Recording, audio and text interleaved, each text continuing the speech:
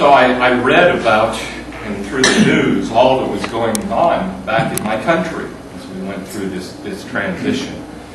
And I decided it was time that I needed to go back to my native land and to do what I can. Went back to Chittagong University. I headed up the economics department at Chittagong. And during that period of time, I had now become very knowledgeable of economics. And I was able to give all of these elegant economic theories to my students in Bangladesh. And we looked out the window. People were dying. And so what good were all of my great economic theories if right outside on our doorsteps people were dying? And I made a decision that we needed to do something. So I took my whole class and we headed into the villages of Bangladesh to see what could be done. We went to study the challenges of poverty, of hunger. Our country has horrible weather. We have famine. We have all of these challenges and people are dying. We started to connect with various people in the village. And I came across a lady who was making bamboo stools. And I talked to her. And she said that she'd been making bamboo stools for years. And she was only making 2 cents a day out of bamboo stools. And I said, why? She says, well, I can't afford to buy the raw materials. And so I have to buy the raw materials from someone who charged me an exorbitant interest rate. I then take and make the stools, and then I'm forced to sell those stools back to this same guy. And for years now, I've been making 2 cents a day making bamboo stools. And I said to her, well, what would it take?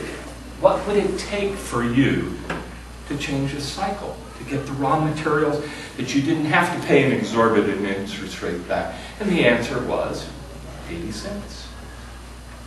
80 cents for her to change the cycle. I was taken aback. And I had my students then go into the village and talk to more people. And we came up with 42 people who, if they had a cumulative $27, could work their way out of poverty.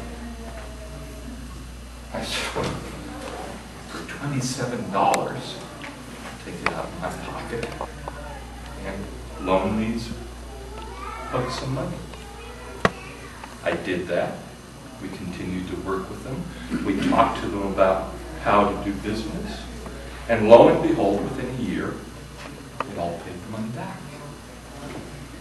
So we continued to look at that, and I then started going to the banks, and I said, you know, these people, the poorest of the poor, all they need is a little bit of money. Won't you loan them some money? I said, well, where's their collateral? Where's their contracts? You know how banks work. I said, well, they have no collateral. They don't speak English. They can't do anything. But they're capable of doing businesses. They're little mini entrepreneurs, and all they need is a little bit of capital to get them going. I said, no. So I continued to loan more money, and we went through this cycle, and they said, you've only done it in one village, and we did it in a number of villages. And we replicated, and I went back to the banks, and the banks said, no, and they said, okay, if you want some money from the bank, you personally have got to sign for collateral on it. I said, okay. And I signed thousands of individual loans and collateral. Lo and behold, people paid the money back. I went back to the banks. They still said, you've got to pay the collateral, or you've got to sign each note. And finally it got so big that we decided we need to do something bigger. Here we were, loaning now large amounts of money. They were all being paid back in typically a year. The loans were typically $100 or so. And people were starting to lift themselves out of poverty. Finally, I went to the government and I said, okay, you know, the banks won't work. We need to create a new banking system. And I'm prepared to do that. And the government said, okay. And we worked through and we got a new banking system.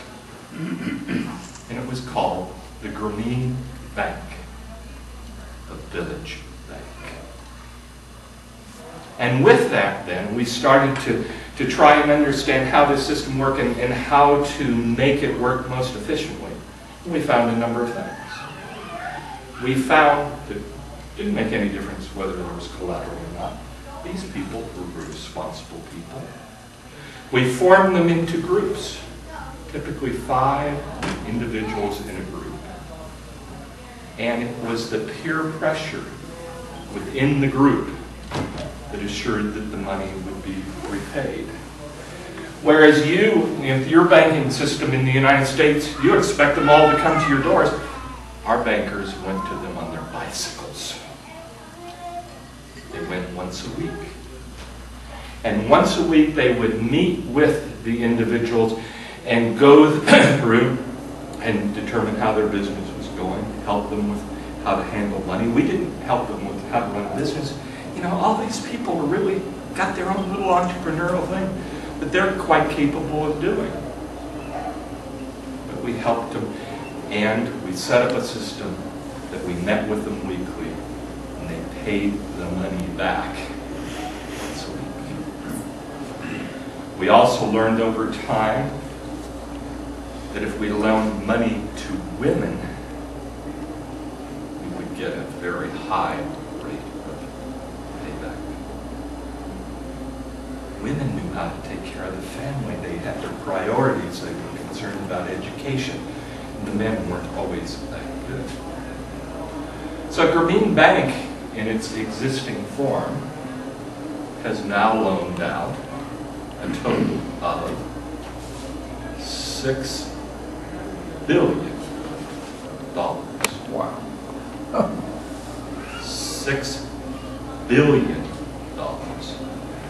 to 7 million people. 97% of them are women. And 99.2% of it is paid back on time. 99.2% is paid back on time. And one of the things that's happened, and the reason that we're doing this, is to lift people out of poverty. And at this point in time, 64% of the people who have borrowed money from Grameen Bank have lifted themselves out of poverty. Now you might say, well, what do you mean by out of poverty? And people talk about anyone who earns $1 a day is the poorest of the poor, and $2 a day or I'm poor. Those measures are meaningless. We have 10 criteria associated with getting out of being in poverty. They include things like 3 meals a day for all the family. They include clothes for all the family. It includes being able to take care of your medical bills. It includes things like clean latrines, clean water. There are a roof over our head, a bed to sleep on. There are 10 things that make that difference as to whether you've really emerged out of poverty.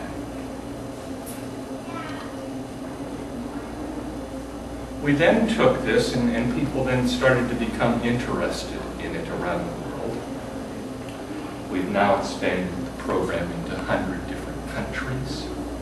There are a variety of other organizations that have their own systems associated with doing that. And the Rotary Club has become a very major element of this. I was fortunate in 1999, after having worked with the Rotary Club back into the 80s, to have been recognized for that work and that wonderful donation that helped further the work of the Grameen Bank. But within the Rotary Club right now, you may have noticed, what was it, just a couple months ago, major articles in your own Rotarian magazine, are associated with microcredit, loans to the poorest of the poor. Numerous of your clubs have adopted programs. There's a whole section within Rotary Club now, a whole set of committees that have really perfected the Rotary form of microcredit and helping people get out of poverty. People talk about donating money. We all donate money. But when we think about where is our money going and how is it leveraged to make a difference in the world, when we give away money, the money is gone, typically consumed in some way. If indeed it's microcredit, number one, it's a loan. And it's a loan with the purpose to develop a small entrepreneurial business. That's the purpose of the loan.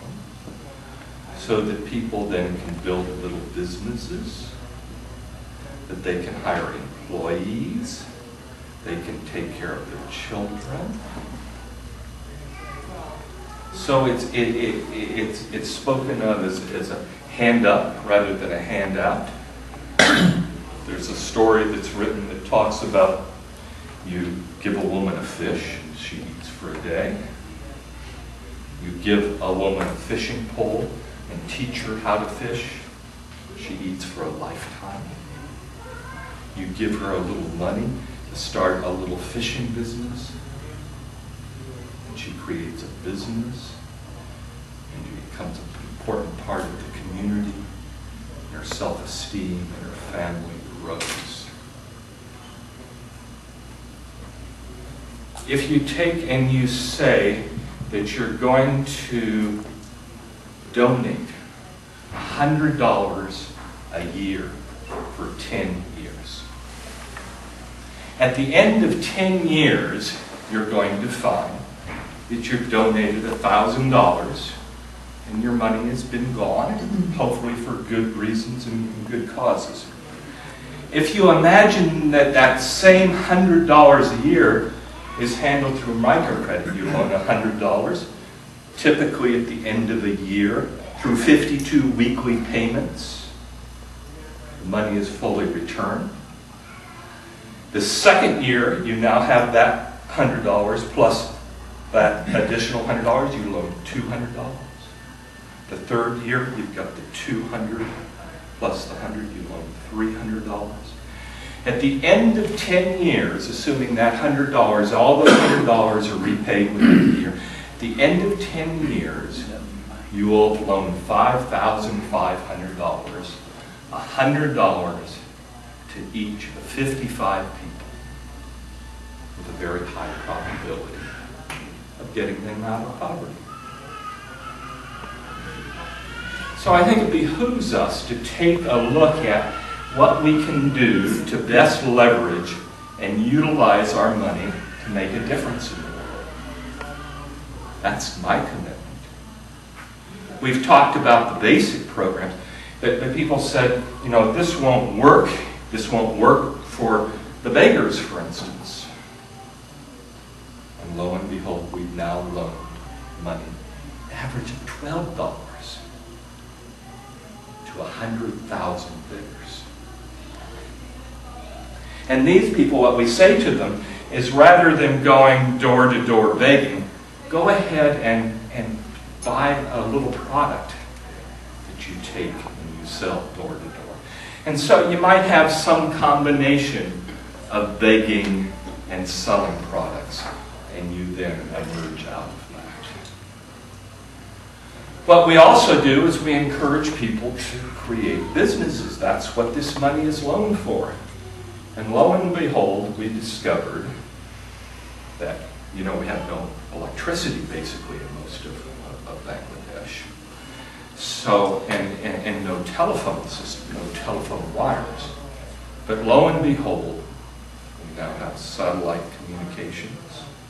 and we have cell phones, and we have solar capability. And we developed a kit that for $250 we can put together a phone and solar panel and all of the infrastructure. And we now have in Bangladesh 300,000 ladies who have little businesses in their villages, renting time on their cell phones, making a living, making a difference for their families and for their community. So I encourage you as Rotarians to take a look deeper at some of the wonderful models that have occurred within the Rotary Club. I'm going to give you a bit of a flyer that will give you a little bit more information. And I encourage you also to go to a website that's called kiva.org, K-I-V-A.org. And at kiva.org you will find stories of little entrepreneurs doing little businesses that you can loan without interest. You can loan as little as $25. This was put together by a group of guys who created PayPal and eBay. So this is all done electronically. They do it for free, all of the money transfer. And you then can track the stories of these people as they repay them.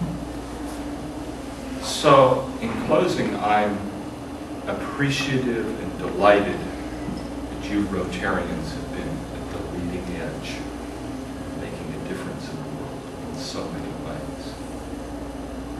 And I invite you to look further at that, and to look further at what can be done by taking a simple loaning of $100 to make a difference in a person's life, which changes a family's life, and through this makes a real difference.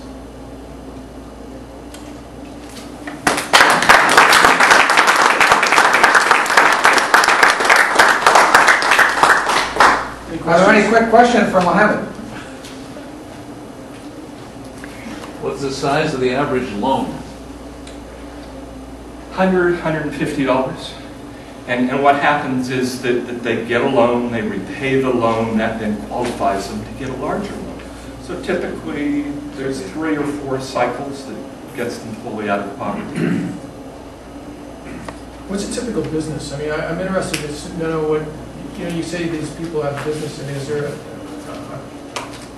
everything that you can imagine, from getting vegetables to plant and to sell, the bamboo story of the bamboo stools, the raw materials and creating the bamboo stools, the story of stools, of getting chickens and selling eggs. You would be amazed at all of the creative things. And you would be amazed at how creative these really poor people are that we don't quite think are that poor. Marty? Anyone else? Jerry.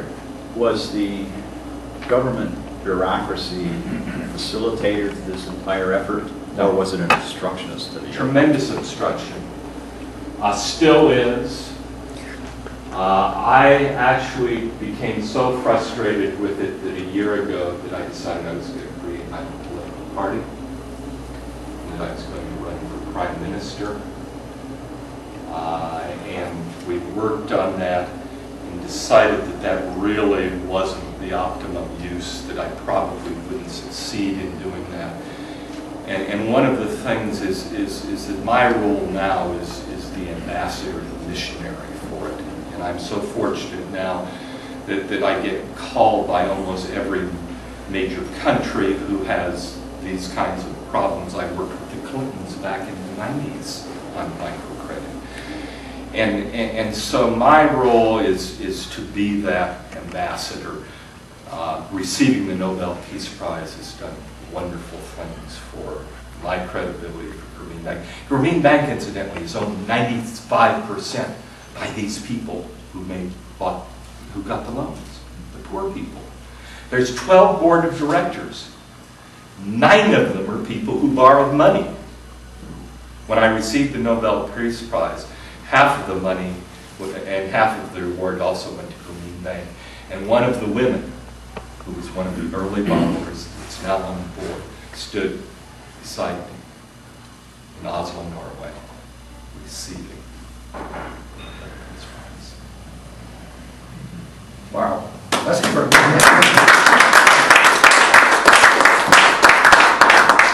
Mohammed, on your way back to Bangladesh, I know you're going to have some time to read. And on the airplane, you can take this bookmark, special custom bookmark, and keep track of where you're at when you take a nap. And if you need notes, we got a nice custom-made Rotary pen. So thank you kindly for coming to us, giving this super message. What a pleasure, and I will be here afterwards if there's anything that I can do to further help understanding. And thank you so much for caring. Awesome. Thank you.